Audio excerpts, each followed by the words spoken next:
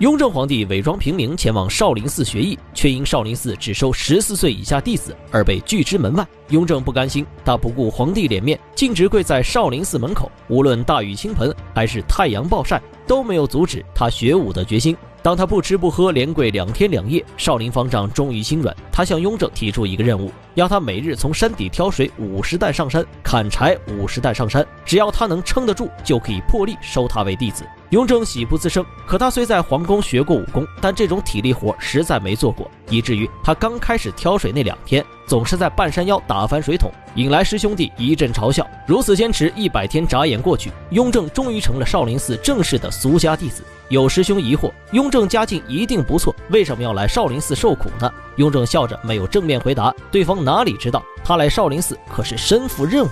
原来雍正刚即位不久，便有大臣传来少林寺意图谋反的情报。少林僧人武艺高强，为了知己知彼，雍正决定潜入少林寺，把他们的武功全部学透。这天寺庙小比，雍正不经意竟使出名师授予的大漠神功。方丈看在眼里，将雍正叫了出去，用拳脚试探他的武功功底。当确定这是大漠神功，方丈面无表情，质问他这功夫是从哪里学的。雍正只得敷衍说这曾是一个喇嘛所教。方丈这才展露笑容，他并不是对大漠神功有敌意，而是每一个身怀武功却又加入少林的人都要试探一番。方丈告诉雍正，这种武功非同小可，如果能把它融于少林拳法当中，定然更具威力。雍正顺杆子往上爬，立马让方丈指点他怎样融合。方丈毫不吝啬的教导，更是将改版之后的拳法命名为佛家拳。雍正喜悦，只觉功夫又有长进，但他还是继续询问方丈有没有克制佛家拳的武功。当方丈嘴里蹦出达摩18绝5字，雍正眼睛一眯，又有了想法。夜色正浓，雍正直接潜入藏经阁，但遗憾的是，达摩18绝隶属少林上乘武功，根本没有放在藏经阁。1年转瞬即过，雍正对自己的武功信心倍增，终于决定去挑战大名鼎鼎的少林18铜人阵。铜人阵第一关是一条小巷，面前矗立着7个身穿铜甲、头戴铜盔的勇武男人。雍正不需要打败铜人，只需要在他们7人的格挡下逃出小巷。铜人阵第2关名为金刀阵，4个铜人包围雍正，用斩字诀向他进攻。雍正费力闪避，一跃而起，拿到头顶金刀进行反攻。当他把4个铜人的武器全部击飞，就视为过关。铜人阵第3关乃是金棍阵，规则跟金刀阵一模一样，只是前者考验短兵，后者考验长气。而铜人阵第4关号称少林寺第1道鬼门关，自从达摩立寺开始，不知多少弟子葬身此处。本关主考定例，闯关者需背对金钟，扎马而立，只要承受5声钟响，就视为过关。雍正立在钟前，运足内力施展少林金钟罩，1下他能勉强受住，2下他已经口喷鲜血。当剩余3下钟声响起，雍正已经神志不清，头脑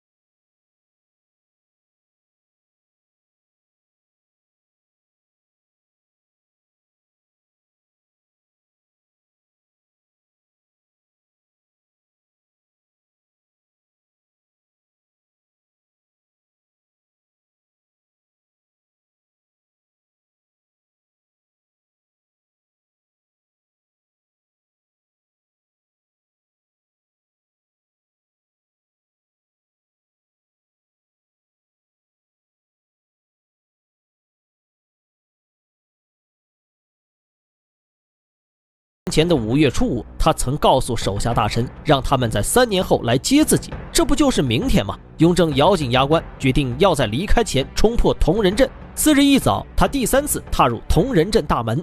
同仁阵第9关专门考验落地生根的功力。雍正背靠一面全是尖刺的墙壁，一位同仁可以肆无忌惮向他施展招数。如果雍正下盘不稳，后面的尖刺就会瞬间扎入他的身体。同仁阵第10关专门考验听声辨位，雍正需坐在方台正中央，闭眼静听。同仁会抛出5枚铜钱，如果辨准方位即可过关，如果没有辨出，就要遭受数十斤的沙包锤击脑袋。同仁阵第11关考验少林弟子的综合战斗能力。雍正刚入大厅，面前就出现一道道暗门，数位同仁藏在后面，伺机杀出。所幸单凭武艺，雍正完全不虚。同仁阵第12关名为龙虎堂，也是同仁阵第3道鬼门关。雍正要站在一个小圈圈上面，有同仁棒打他整整18棍，脑袋、后背、胸膛，甚至是额头，无论是坚硬还是脆弱的部位，同仁都毫不留手。18棍过后，雍正已经虚脱，他死死强撑，逼迫自己来到同仁阵第13关，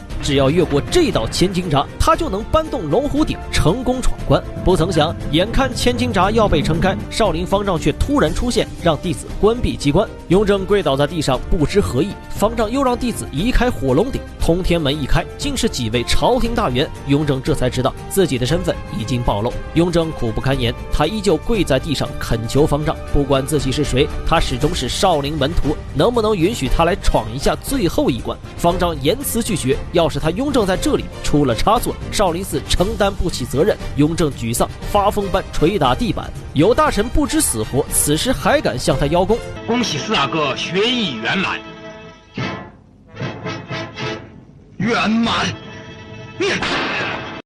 雍正回到京城，心中依旧愤愤不平。恰逢第2天早朝，河南督军呈上奏折，声称河南嵩山少林寺僧人现与江南巴峡、吕四娘、白太官等人暗中联手，图谋不轨。事态已经变得严重，雍正虽早有心理准备，但还是被这个消息打了个措手不及。但兵部侍郎用一句话让他放心，因为兵部已经制出一种极为霸道的新式武器——血滴子，可在100米之外取人首级，正是对付他们的最好武器。雍正大喜，少林寺断绝他闯过同仁关的念想。他本就怨恨无比，当即让李卫大肆打造血滴子，要将少林灭门。这就是关于雍正和少林寺的故事，而关于清王朝跟少林寺的纷争，则是后话了。